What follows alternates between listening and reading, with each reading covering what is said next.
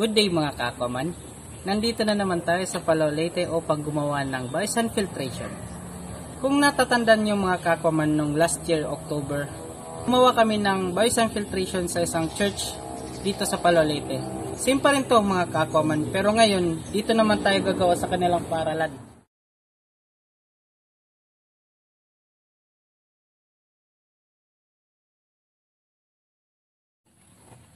So ngayon mga kakwaman, pupuntahan natin kung saan itatayo yung bison filtration. Tara!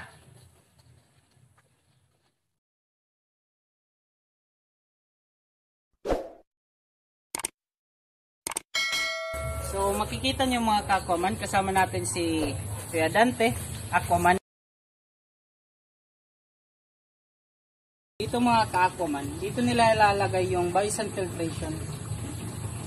Magwe-welding sila dito ng lalagyan para papatungan ng mga filter natin.